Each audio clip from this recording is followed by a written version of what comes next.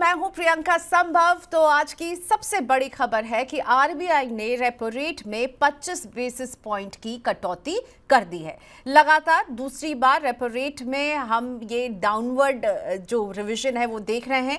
इससे पहले फरवरी में भी आरबीआई के गवर्नर संजय मल्होत्रा ने रेपो रेट में 25 बेसिस पॉइंट की कटौती की थी और बैक टू बैक ये दो कट्स हमारे सामने हैं। करीब 5 साल के पॉज के बाद रेपो रेट में अब हम देख रहे हैं इसे नीचे की तरफ खिसकते हुए। आज की कटौती के बाद अब रेपो रेट 6% हो गया है। रेपो रेट वो दर होती है जिस पर आरबीआई बैंकों को लोन देता है और इसीलिए अगर बैंकों को कम दर पर लोन मिलेगी तो वो भी आपको कम दर पर लोन देंगे। इसलिए आपके लिए होम लोन, पर्सनल लोन और कार लोन की किस्त कम होगी। आरबीआई की एमपीसी की नए फाइनेंशियल ईयर में ये पहली बैठक थी और इसी पर बात करते हैं। मेरे साथ जुड़ रहे हैं आर्थिक मामलों के जानकार शरद कोहली और मैं इनसे समझना चाहूंगी कि इसका हम इम्पैक्ट क्या देखेंगे और अभी जिस तरह की ग्लोबल टेंशन है उसके बीच में आरबीआई का ये अकोमोडेटिव स्टैंड, इसको समझने की कोशिश करेंगे। डॉक्टर कोहली, स्वागत है आपका मनी 9 में। बिल्कुल, आरबीआई के सभी एमपीसी के सभी सदस्यों ने एक मत होकर के कहा कि कट को आप कट कीजिए और एक 25 बेसिस पॉइंट की हम कटौती देख रहे हैं। अकोमोडेटिव स्टैंड है, कोई डर नहीं दिख रहा है, कोई ग्लोबल रिसेशन, ट्रेड वॉर को लेकर के बहुत काम नजर आए आरबीआई गवर्नर। तो इकोनॉमी को लेकर क्या अब निडर ही रहना चाहिए हमें भी, जिस तरह से आरबीआई गवर्नर ने जो स्टैंड लिया उसे देखते हुए आप इसे कैसे रीड कर रहे हैं? नमस्कार प्रियंका और मनी 9 के सभी फॉलोअर्स और व्यूअर्स को मेरा अभिनंदन। देखिए, अगर आपने आरबीआई गवर्नर साहब की स्पीच जो जिन लोगों ने सुनी तो उन्होंने भले ही काम स्टैंस रखा पर उन्होंने ग्लोबल अनसर्टेनिटी का बार बार जिक्र किया। मैं गिन रहा था, कोई 5-6 बार उन्होंने इसका जिक्र किया है बीच में। तो उनके बैक ऑफ द माइंड ऐसा लग रहा था कि ट्रंप साहब की जो टैरिफ नीति है उनके बैक ऑफ द माइंड चल रही थी, क्योंकि उन्होंने ग्रोथ की बात करी, उन्होंने स्टेबिलिटी की बात करी, पर साथ में वो इन्फ्लेशन की भी कंट्रोल में होने की बात करी। उन्होंने ये भी कहा कि मैन्युफैक्चरिंग सेक्टर हमारा बहुत अच्छा चल रहा है, हमारा एग्रीकल्चर सेक्टर भी स्टेबल है और उसमें ग्रोथ दिख रही है। पर उन्होंने साथ में ये राइडर लगाते गए कि ग्लोबल अनसर्टेनिटी हमारे सिर पर मंडरा रही है और वो हमारे लिए एक चैलेंज खड़ा कर सकती है, हेडविंड्स खड़ा कर सकती है। अब जहां तक रेट कट की बात है, मुझे लग रहा है आम आदमी के लिए एक राहत की खबर है। आप अगर लोन लेते हैं, कार का लोन लेते हैं, कंज्यूमर लोन लेते हैं, सबसे बड़ा लोन तो होम लोन होता है। ज्यादातर लोग जो सबसे बड़ा इम्पैक्ट पड़ता है वो होम लोन पर पड़ता है। तो मैं अगर शो के शुरू में ही अगर उसका इम्पैक्ट बता दूं तो शायद मुझे लगता है दर्शकों के लिए शो और भी ज्यादा रोचक हो जाएगा। अगर आपने 1 करोड़ का लोन लिया हुआ है, आज जो रेट कट हुआ है 25 बेसिस पॉइंट का, और मान लीजिए आपने 8.25% पे ये लोन लिया हुआ है, 1 करोड़ का लोन लिया हुआ है, 20 साल का मैं एवरेज लेके चलता हूँ, नॉर्मली लोग 15-20 साल का लेते हैं, मैं 20 साल का मान रहा हूं। तो आपकी ईएमआई करीब करीब 1580 और 1600 रुपए के बीच में कम हो जाएगी प्रति माह। यानी कि आपको साल का अगर मैं कहूं तो 18,000 से 20,000 रुपए का फर्क पड़ेगा।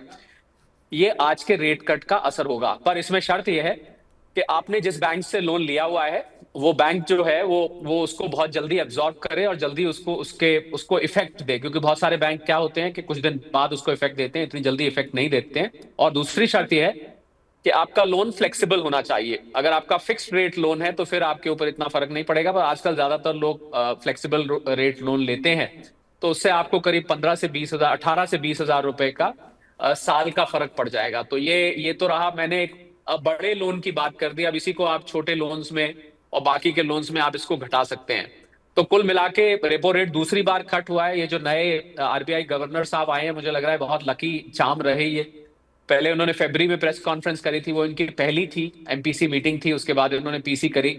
आज इन्होंने दूसरी बार करा, दूसरी बार भी रेट कट हो गया। तो पिछली 2 बार में 50 बेसिस पॉइंट का रेट कट हो चुका है। इसी तरह माइनर स्टैंडिंग फैसिलिटी और स्टैंडर्ड डिपॉजिट फैसिलिटी वो भी अकॉर्डिंगली एडजस्ट कर दी जाती है। बैंक रेट में भी अकॉर्डिंगली चेंज आता है। पर लोगों के लिए जो काम का होता है वो रेपो रेट होता है, क्योंकि बैंक्स के लिए पैसा सस्ता हो जाता है और बैंक्स उसको आगे पास ऑन करते हैं अपने कस्टमर्स को। तो ये तो रही बात। पर आपने देखा कि आपने पूछा कि इसका इम्पैक्ट क्या होगा, तो ये तो इम्पैक्ट हुआ माइक्रो लेवल पे कि हमारे जो अपने होम लोन्स हैं, हमारे कंज्यूमर लोन्स हैं, पर्सनल लोन्स हैं।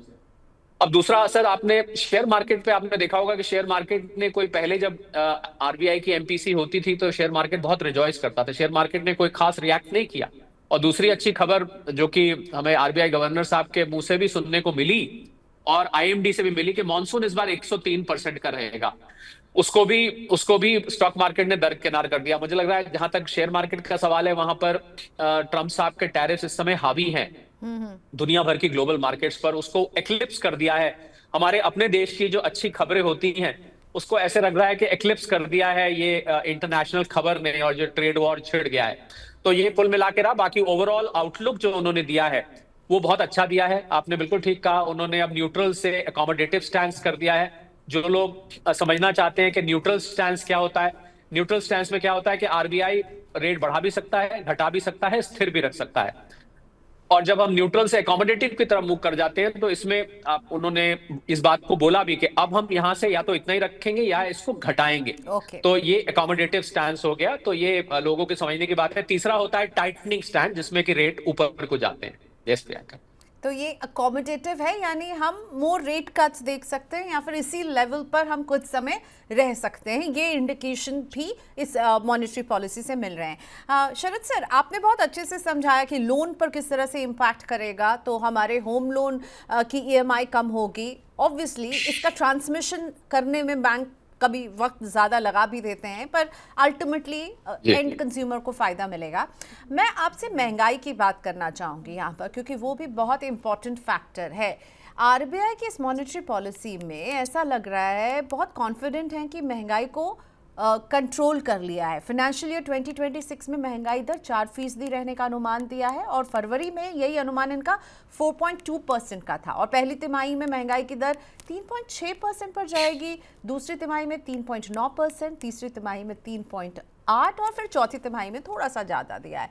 तो ये जो महंगाई को लेकर के है, जो आरबीआई को ऐसा कॉन्फिडेंस वो दिखा रहे हैं कि महंगाई में एवरीथिंग इज अंडर कंट्रोल। अभी कुछ महीने पहले ये सबसे बड़ा मुद्दा था, महंगाई को कंट्रोल नहीं कर पाना, और अब महंगाई को लेकर वो बहुत कंफर्टेबल पोजीशन पर नजर आ रहे हैं। और ये कॉन्फिडेंस आपको सही लग रहा है? देखिए, अगर आप क्योंकि हम एक सोशल मीडिया प्लेटफॉर्म पे हैं तो यहाँ तो लोगों के कमेंट्स आते हैं, और अगर मैं ये कहूँ कि महंगाई बिल्कुल ओवरकम हो गई, आपका सवाल भी मुझे पता है वहीं से निकल के आ रहा है कि बहुत सारी चीजें आज भी आप लेने जाएं तो आपको पिछली बार से महंगी दिखती हैं। आप ग्रोसरीज, अपने किचन का सामान लेने जाएं तो आपको ऐसा लगता नहीं है कि महंगाई कंट्रोल में आ गई। जिस महंगाई की हम बात कर रहे हैं, क्योंकि जो जिस परेशानी जहां पर थी और परेशान जिससे जनता थी, वो थी फूड इन्फ्लेशन।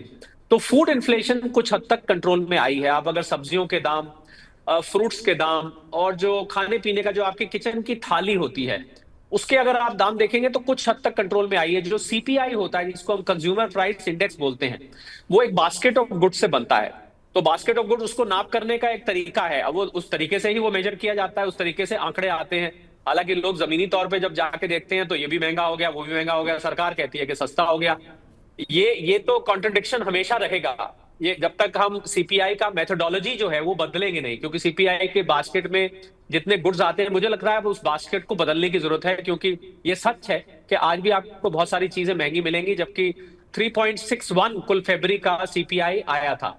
और ये अगर आप अक्टूबर में देखें पिछले, तो ये 6.21 था। उस समय सब्जियों के दाम, दालों के दाम, फ्रूट्स के दाम अपनी चरम सीमा पे थे। मॉनसून की वजह से सारी सप्लाई डिसरप्ट हो गई थी, वगैरह वगैरह। तो वैसे कहने को हेडलाइन इन्फ्लेशन को हम देखें तो हेडलाइन इन्फ्लेशन कम हुई है, उसमें फूड इन्फ्लेशन के कम होने का बहुत बड़ा रीजन रहा है। तो मुझे लग रहा है कुछ हद तक महंगाई कंट्रोल में आई है। देखिए, मैं एक बहुत बैलेंस्ड व्यू दूंगा। बैलेंस व्यू के हिसाब से, मेरे हिसाब से कुछ हद तक महंगाई कंट्रोल में है। मैं ये नहीं कहूंगा कि महंगाई बिल्कुल कंट्रोल में आ गई है, क्योंकि आप अभी भी सामान लेने जाएंगे तो आपको कुछ सामान पिछली बार से हमेशा महंगा मिलता है। तो महंगाई को लेके उन्होंने ये सेटिस्फैक्शन दिया। जीडीपी ग्रोथ को लेके प्रियंका, उन्होंने सेटिस्फैक्शन दिया कि हम 6.5% पे होंगे। पहले उनका अनुमान 6.7 था। पर मुझे लग रहा है कुछ ग्लोबल हेडविंड्स की वजह से उन्होंने 20 बेसिस पॉइंट उसको पीछे को खींचा है। थोड़ा सा कंजर्वेटिव एस्टिमेट दिया है कि अब हम 6.5 पे रहेंगे। तो कुल मिला के हमारे देश की हालत प्रियंका ठीक ठाक सी है, पर बाकी की दुनिया में इस समय हालत जो है वो खराब है। आप ऐसा समझिए कि हमारे अपने घर में सब कुछ ठीक है, टाइम पे खाना मिलता है, आपस में हम हंस खेल के बैठ लेते हैं, खा लेते हैं, घर का गुजारा ठीक चल रहा है, कमाई ठीक ठाक है। पर जिस मोहल्ले में हम रहते हैं, उस मोहल्ले की हालत ठीक नहीं है, वहां पर बहुत अशांति फैली हुई है, तो हम क्या है, बाहर नहीं निकल पा रहे हैं। और बाहर से कोई अंदर हम किसी को बुला नहीं पा रहे, दरवाजा हम खोलते हैं तो हम एक्सपोज हो जाते हैं। अपने घर में सब ठीक ठाक, तो कुछ ऐसे हालात प्रियंका इस समय देश के दिख रहे हैं कि हमारे देश में फिर भी हालात काफी ठीक है, पर बाहर बाकी की दुनिया में हालात इस समय बहुत खराब है। अभी थोड़ी ही देर पहले प्रियंका, थोड़ी ही देर पहले, आपसे पहले मैं एक टीवी चैनल पे था और वहां मैं इस पर एक शो कर रहा था कि चाइना ने बहुत शार्पली रिएक्ट किया है, जो उनके ऊपर 104% टैरिफ लगा दिया है। $400 बिलियन से भी ज्यादा अमेरिका चाइना से प्रियंका सामान लेता है। आप सोचिए अमेरिकी वासियों की क्या हालत होगी, और चाइना में जो फैक्ट्रियां लगी हुई हैं अमेरिका के भरोसे चलती हैं, उनकी क्या हालत होगी। बहुत बहुत ही सेंसिटिव सिचुएशन इंटरनेशनल लेवल पर हो गई है, और पूरी तरह से ठनाठनी, पूरा एक फुल फ्लैज, मुझे लगता है जिंदगी में लोगों ने, ट्रम्प साहब जब पहले आए थे तो एक ट्रेड वॉर की बात हुई थी, पर इस बार जो ट्रेड वॉर हुआ है, मुझे लगता है हमने अपनी जिंदगी में इतना फुल स्केल ट्रेड वॉर शायद पहले नहीं देखा होगा।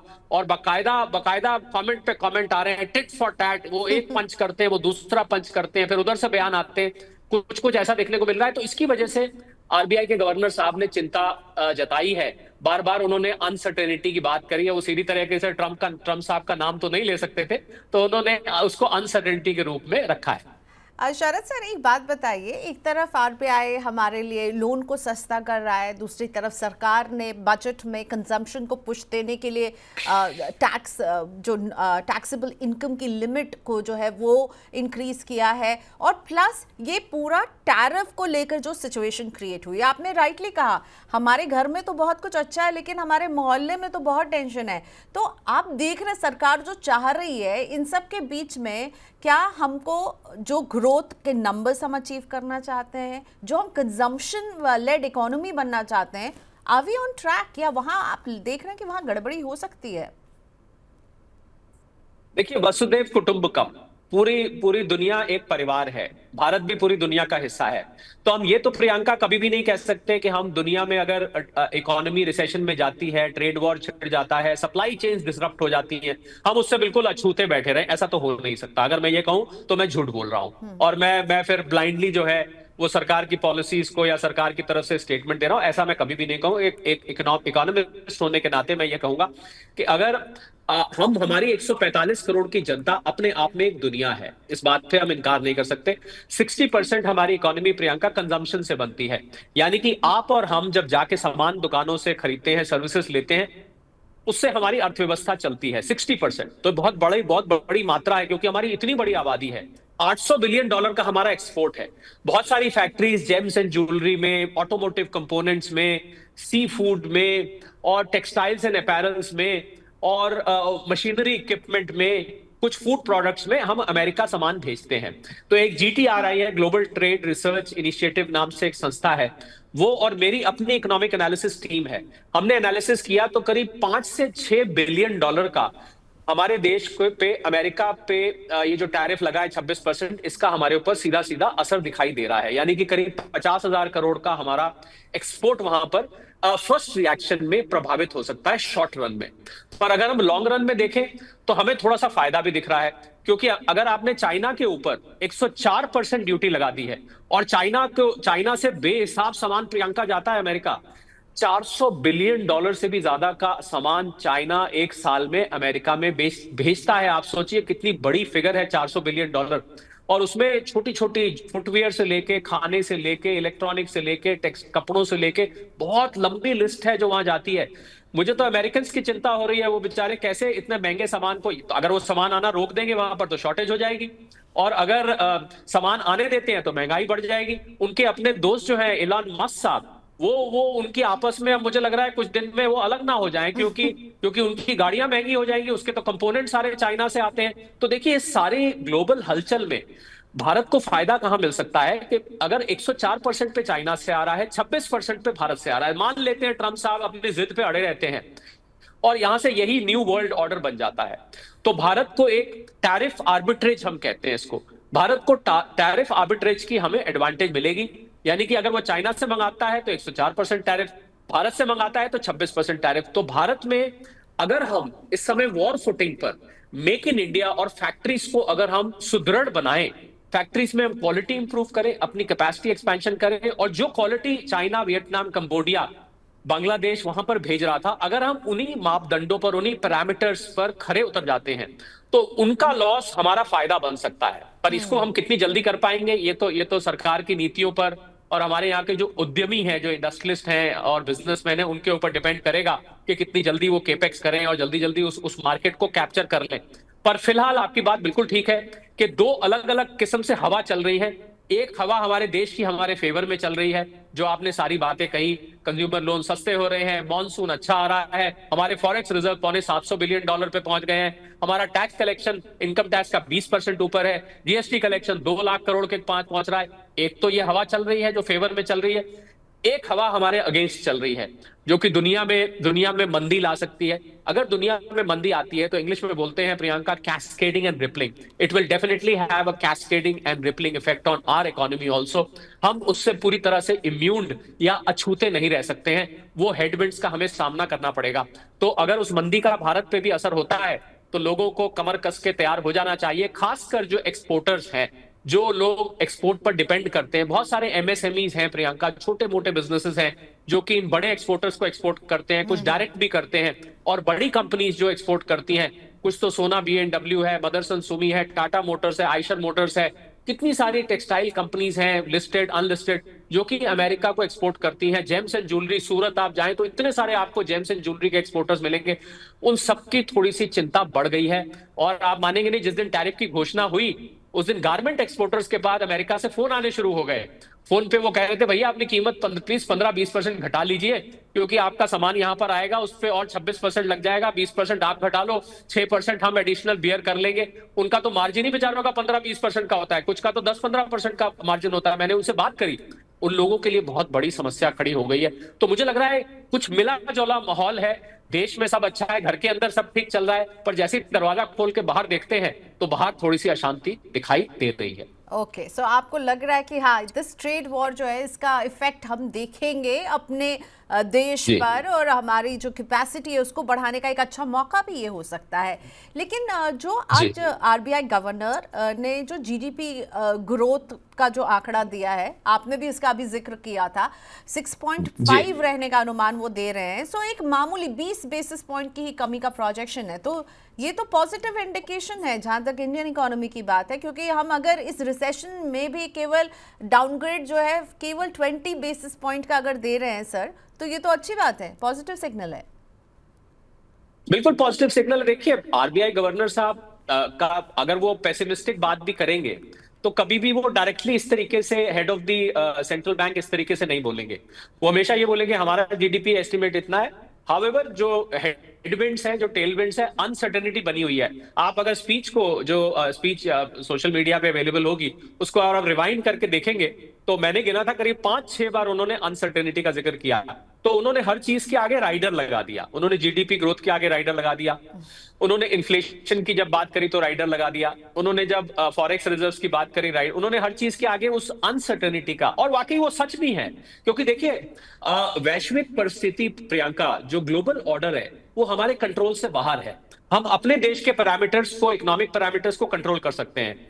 हम इन्फ्लेशन के लिए कदम उठा सकते हैं, हम जीडीपी को बूस्ट देने के लिए सरकारी नीतियां बदल सकते हैं, हम अपने टैक्स कलेक्शंस के लिए इनिशिएटिव ले सकते हैं। पर हम ग्लोबल ऑर्डर के लिए वो हमारे कंट्रोल से बाहर है। हम ज्यादा ये कह सकते हैं कि ये हम अनसर्टेनिटी हम इतना एस्टिमेट कर रहे हैं, परंतु अगर कुछ बाहर होता है तो ये एस्टिमेट हमारे गलत भी हो सकते हैं। तो साइलेंट मैसेज यही होता है कि ये हम इतना एस्टिमेट कर रहे हैं, पर अगर कल को कुछ हो जाता है। अब ऐसे तो प्रियंका जियोपॉलिटिकल सिचुएशन भी बहुत अच्छी नहीं है। ट्रंप साहब कह रहे थे मैं आऊंगा तो 24 घंटे के अंदर रशिया यूक्रेन युद्ध रुकवा दूंगा, वहां तो युद्ध और घमासान हो गया है। गाजा में वो कह रहे थे मैं रुकवा दूंगा, वहां और घमासान हो गया है। अगर यहां से जियोपॉलिटिकल ईरान और यूएस की टेंशन खड़ी हो गई है, चाइना ताइवान की टेंशन और बढ़ गई है, तो एक तरफ तो वो कह रहे थे तो वो नाकामयाब रहे, अगर मैं ये कहूंगा क्षमा मांगते हुए, कि उनकी कामयाबी इसमें नहीं रही। तो अगर जियोपॉलिटिकल टेंशन बढ़ते हैं तो ये सारे नंबर्स तो बिल्कुल कोई मायना ही नहीं रखते, क्योंकि फिर तो आपको just flow with the wind जिसको कहते हैं, you will just have to flow with the wind. जैसी वैश्विक माहौल होगा उस तरीके से। तो मैं तो लोगों को प्रियंका, आज मैं मनी 9 के जितने फॉलोअर्स और व्यूअर्स हैं उनको आपकी इजाजत से एक सलाह देना चाहता हूं। आपकी इजाजत हो तो मैं दूंगा। बिल्कुल इजाजत है सर, इसलिए तो आपको लाए हैं, आपकी सलाह सुननी इस वक्त में टर्मोइल और अनसर्टेनिटी में बहुत जरूरी है। जी हाँ, तो मैं सलाह बहुत बहुत संक्षेप में दूंगा। देखिए, अगर ये मंदी वैश्विक लेवल पे आती है, जिसका अब जेपी मॉर्गन ने तो 60% कह दिया मंदी आएगी, मॉर्गन स्टैनली ने 45% कह दिया, और भी बहुत सारी रेटिंग एजेंसीज ने इस मंदी की अब फोरकास्ट कर दी है। और ट्रम्प साहब जिस तरह जिद पे अड़े हुए हैं, ये मंदी आना लगभग तय है, क्योंकि ग्लोबल सप्लाई चेन जैसे डिसरप्ट होंगी, अमेरिका में महंगाई फैलेगी, और उसका असर अमेरिका छींक मारता है प्रियंका, जुकाम दुनिया को लग जाता है, ये हम ट्रेड सर्कल्स में बोलते हैं। तो लोगों को क्या करना चाहिए, अगर मंदी आने की और नौकरियां जाने की नौबत आती है और भारत में भी उसकी दस्तक सुनाई देती है, तो आपको क्या करना चाहिए? अगर आप नौकरी पेशा हैं तो आप अपनी नौकरी को पकड़ के रखिए। मैंने देखा है लोग नौकरियों की ना शॉपिंग करते रहते हैं, एक जगह काम करते हैं, 4 जगह साथ साथ ट्राई करते रहते हैं। अब बहुत साल हो गए यार, यहाँ पर कुछ चेंज होना चाहिए, तनख्वाह भी बढ़नी चाहिए, मुझे लगता है मेरे काम का पूरा मुझे पैसा नहीं मिल रहा है, वगैरह वगैरह, जॉब सेटिस्फैक्शन नहीं मिल रहा है। एक तो नौकरी को अपने पकड़ के बैठ जाइए, नौकरी के साथ खिलवाड़ मत करिए, पहली। दूसरी दूसरी सलाह है, आपने कोई बड़ा खर्चा अगर सोचा हुआ है, अपने हाथ में लिक्विडिटी रखिए। अगर वो टल सकता है, देखिए शादी वगैरह फिक्स कर दी है तो मैं कुछ नहीं बीच में आऊंगा, आप कहेंगे ये शादी रुकवाने पे आ गया, पर और कोई बड़ा खर्चा अगर टल सकता है तो उसको टाल दीजिए।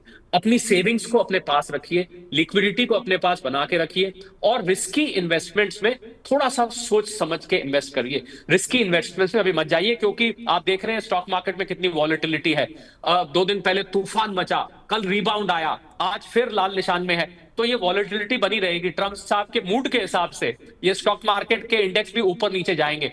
तो मुझे लग रहा है कि आपको इस समय ये दो तीन बातें बांध के रखनी चाहिए, और ये 2-3 बात आप संभाल के रखेंगे तो आपको उस मंदी से का सामना करने में, उस मंदी को फेस करने में आसानी रहेगी, और आप उसको आसानी से आगे ले जा पाएंगे। तो यही कुल निकल के आता है। आरबीआई गवर्नर साहब ने बहुत काम, बहुत कूल, एक शांत मन से उन्होंने स्पीच दी थी। तो उनकी स्पीच को प्रियंका, हम कहते हैं रीडिंग बिटवीन द लाइंस। तो हम लोग तो क्या करते हैं एज एनालिस्ट, हम तो रीड बिटवीन द लाइंस करते हैं, जो वो बोल रहे हैं वो तो कान में जा ही रहा है, उसके लिए क्या एफर्ट करना है। हम तो बीच में हिडन मैसेज क्या है, तो हिडन मैसेज अनसर्टेनिटी का है। बाकी जीडीपी, इन्फ्लेशन, फॉरेक्स रिजर्व्स, उन्होंने जितनी भी बातें करी, लिक्विडिटी का भी उन्होंने जिक्र किया, लिक्विडिटी हमारी ठीक ठाक है, कोई बहुत ज्यादा खराब नहीं, थोड़ी ऊपर नीचे होती रहती है। हाँ, एक चीज मैं और कहना चाहूंगा, क्योंकि आरबीआई पॉलिसी पे हम बात करें प्रियंका, कि लोग आगे आने वाले कुछ महीनों में, क्योंकि अकोमोडेटिव स्टैंड सब हो गया है, तो अपनी एफडी के रेट्स भी नीचे जाते देखने को मिलेंगे। तो हैरान मत होइएगा अगर आपको लगे कि आपके एफडी के रेट्स भी यहां से कम हो गए हैं, और अब तो एफडी पे उतना ब्याज नहीं आता। बहुत सारे रिटायर्ड लोग हैं जो कि अपनी एफडी के इंटरेस्ट के सहारे चलते हैं, तो यहां से आपको एफडी के रेट्स भी आने वाले कुछ महीनों में कुछ हद तक नीचे, इमीडिएटली नहीं पर आने वाले महीनों में नीचे जाते दिख सकते हैं। तो ठीक है, तो एफडी के रेट गिरेंगे, उसके लिए तैयार रहिए, और अपने आप को कैसे आपको जो है एक तरह से ट्रेड वॉर रेडी बनाना है, ये कुछ टिप्स जो है शरद सर ने अभी हमको दिए हैं। Thank you so much Sharad sir for coming to our platform. और वो जो बिटवीन द लाइन रीडिंग थी ना, वो बड़ी जरूरी थी, जो आपने डिकोड करके हमें बताया है, और इसका लबोलबाब यही निकलता है, अनसर्टेन टाइम है, थोड़ा सा आपको अपने आप में भी संयम रखना है, अपने खर्चों में, अपनी नौकरी को लेकर के बड़े खर्चों में। Thank you so much Sharad sir, फिर होती है मुलाकात। अच्छा, थैंक यू सो मच।